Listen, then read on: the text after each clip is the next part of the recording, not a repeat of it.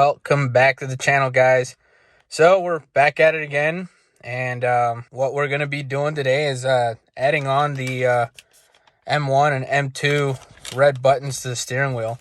It's a pretty simple, straightforward process, but I thought I'd give you guys a little bit of a DIY on how to get it done and help you guys out. These were provided to me by Josh. If you guys remember him, he's the one that helped me out by getting me that extender bracket for the wireless charger. It came in handy. I use it quite a bit. Hit him up. Watch the video. I'll throw the link in the description. Really good, easy, simple DIY. You can hit him up. He'll hook you guys up with that bracket. Thanks again, Josh. I appreciate you sending this out to me. Without further ado, let's go ahead and get this going. Since we are dealing with the electronics and the airbag, we don't want that thing blowing up in our face. So what we're going to do is disconnect the battery, which is obviously in the back of the car. Just undo right here, pop this off, and once you're done, make sure you throw a microfiber towel on the latch, because if this thing closes and the battery's not connected, we're gonna have a bad day. It's gonna be kind of hard to get back here. Now that we disconnected the battery, just to make sure everything's been discharged in the car, just go ahead and try to crank it on. You'll see nothing's gonna happen, but what that will do is it's actually gonna drain most of the electrical components from any static charge, and you won't run into anything crazy like the airbag going off on you. Next, what we're going to do is we're going to grab either a small screwdriver. I'm using an Allen key. And you're going to insert it right in here.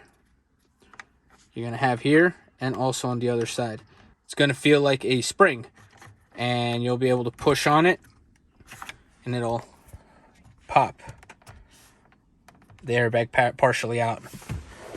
And then repeat it on the other side. Now that the airbag is loose and out, you want to get it unplugged. So you'll see a black connector back there. Go ahead, push on the tab and unplug it and put it to the side. Now that the airbag's out of the way, I can better show you guys the latching mechanism for the airbag. So as you can see, here's the Allen key. But as you guide it in, you're going to hit that spring mechanism, which will release from right there the airbag, and then you just do it vice versa on the other side. Next, we have to remove this cradle, and for that it's going to be a T15 or Torx 15 screws. One right here underneath the M button or the M emblem, one right here, and the other one right there. Once you remove them, there's a couple little latches that are holding everything in. Just push down a little bit, release it, and everything will pop right off. To remove this portion, there's going to be another T15 on the back, as far left as you can go. If I have the DCT, so it's kind of hidden, and I pulled a little too hard on this and ended up snapping the nub. So be very careful. But here is where the screw is going to be, right over to the corner. So just be careful. Learn from my mistakes. Don't pull on this too hard so I was looking for the screw, because it ended up popping back. So pop that off, and then now I have super glued this.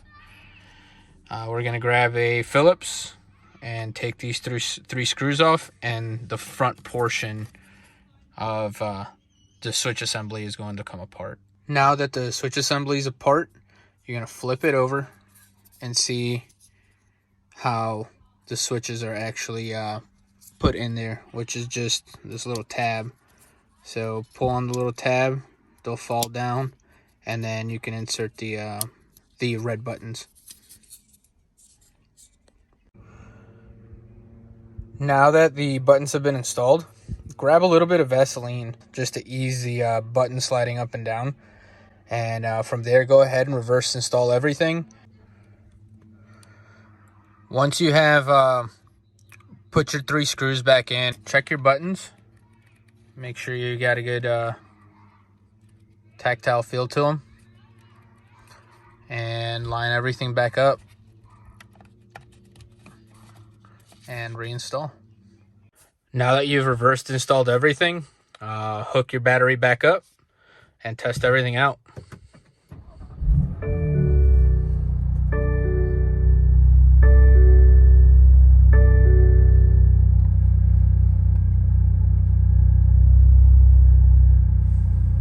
Works fine.